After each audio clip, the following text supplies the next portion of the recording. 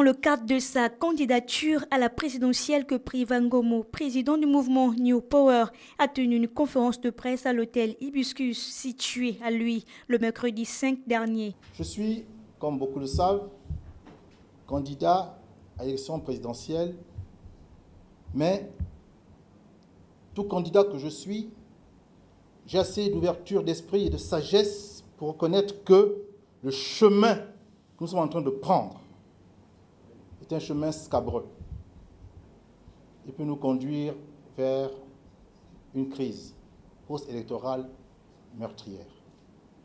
Et je ne pense pas que les Gabonaises et les Gabonais souhaitent voir leurs fils, leurs filles mourir alors qu'ils ne font qu'accomplir un acte pacifique et républicain. C'est la raison pour laquelle j'insiste sur l'appel citoyen et l'alerte républicaine. Mettons sur la table, de manière officielle, de manière populaire, de manière sociale, la question de la transition. Le candidat à la présidentielle a souligné également que le temps requis par l'enrôlement n'a pas respecté totalement la législation en vigueur. Le temps requis pour les enrôlements n'a pas respecté totalement la législation en vigueur. En effet, 33 jours au lieu des 45 légalement prescrits. Le résultat est que beaucoup d'électeurs potentiels n'ayant pas pu s'inscrire sont dès à présent en colère parce que frustrés de leur droit de voter. Secondo, la liste provisoire des électeurs n'a toujours pas été publiée.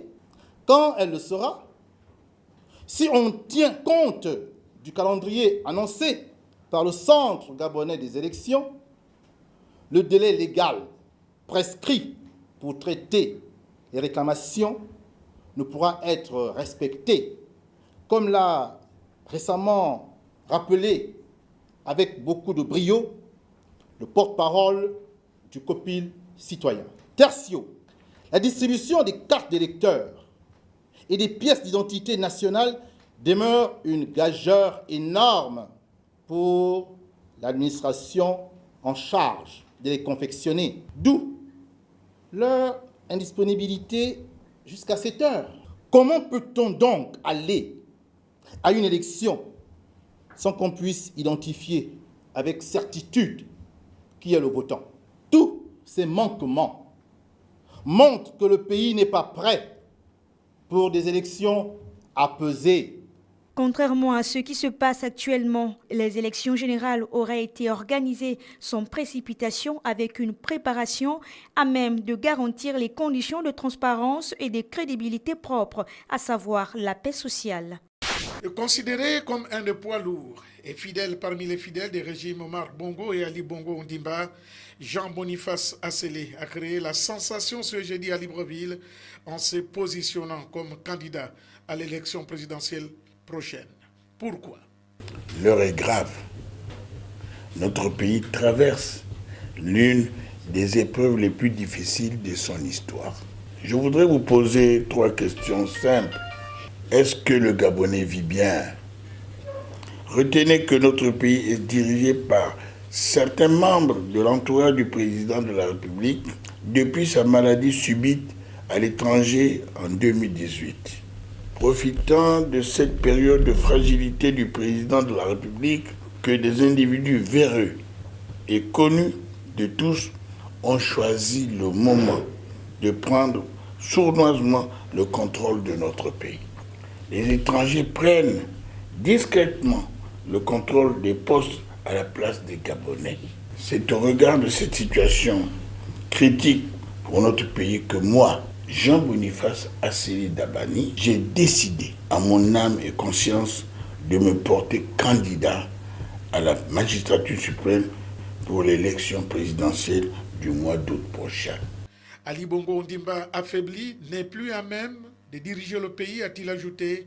Il faut donc passer la main. Le geste du chef de l'État sénégalais Macky Sall doit servir d'exemple. En plaçant l'intérêt national au-dessus de l'intérêt individuel, l'exemple du président Macky Sall est positivement parlant et indique la voie de la sagesse et du patriotisme à tous. Une chose est sûre, la bataille des présidentielles est engagée et s'annonce mouvementée. La candidature unique de l'opposition à la présidentielle de 2023 au Gabon fait débat. Qu'en est-il? Notre rédaction s'est rapprochée de l'actuel candidat Pierre Claver Maganga Moussavou du Parti social-démocrate PSD. Est-ce que vous connaissez le précédent avec Mba Bessol? Le peuple souverain décide que pour telle ou telle raison, en fonction du discours, que c'est elle qu'il va choisir majoritairement. C'est ce qui s'est passé avec Mba Bessol. C'est ce qui s'est passé avec Pierre Mamoudou. C'est ce qui s'est passé avec Mba Obam. C'est ce qui s'est passé avec Jean Bing. Donc, on donne l'impression que l'opposition est divisée, alors qu'en réalité, il faut être à l'écoute des discours. Voyez-vous, une élection, c'est l'occasion pour le peuple gabonais de sortir d'une prison où il est enfermé. On donne à chacun la liberté de faire le choix de celui qu'il croit capable d'assumer la fonction présidentielle.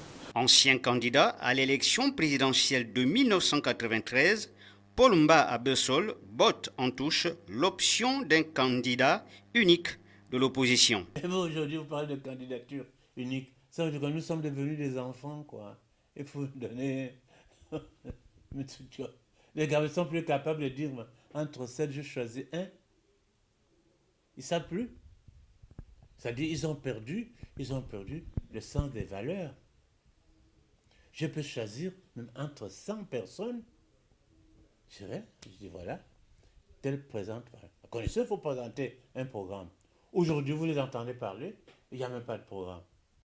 Les anciens agents de Douti Free Shop à Cassis de l'aéroport international de Libreville broient du noir et ne savent plus à quel sein se vouer, car depuis 5 ans, l'entreprise a fait faillite. Les démarches administratives ont été entreprises et nous avons déposé le dossier au niveau du tribunal. L'inspection du travail a fait son travail en calculant les droits légaux de tout un chacun. Et nous avons emprunté des voies médiatiques parce que ce n'est pas la première fois. Et on a demandé audience au Premier ministre qui nous avait reçus par l'entremise de ses conseillers. Et jusqu'à maintenant, nous n'avons aucune suite. Et on se demande ce qu'on en a fait pour mériter ce sort.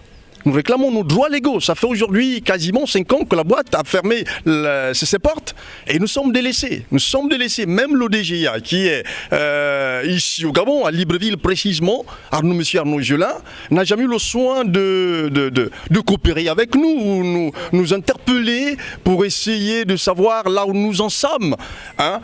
Notre PCA, Madame Kouna Philomène, jusqu'au jour d'aujourd'hui, n'a jamais eu le soin de nous raconter. Elle dit que nous sommes délaissés, désemparés, abandonnés. C'est des dépressions que certains d'entre nous connaissent.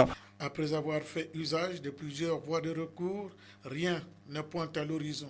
C'est le désespoir total, d'où ces cris de détresse.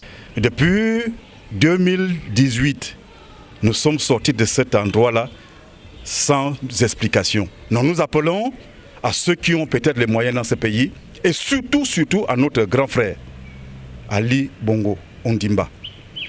C'est la période que nous traversons est compliquée, nous le savons.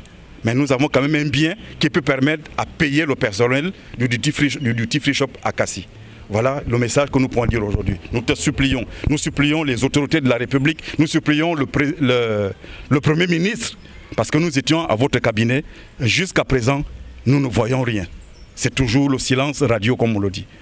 L'espoir est toujours permis pour ces anciens employés de Douti Free Shop à Cassis, de l'aéroport international Léomba de Libreville. Aujourd'hui, on se retrouve à la rue parce qu'on n'a pas notre argent, parce que l'immeuble n'arrive pas à le vendre. Si on ne sait pas vendre le parfum qu'on nous a chassé, ce n'est pas l'immeuble qu'on vendra. Nous appelons à ceux qui ont peut-être les moyens dans ce pays et surtout à notre grand frère, Ali Bongo Ondimba.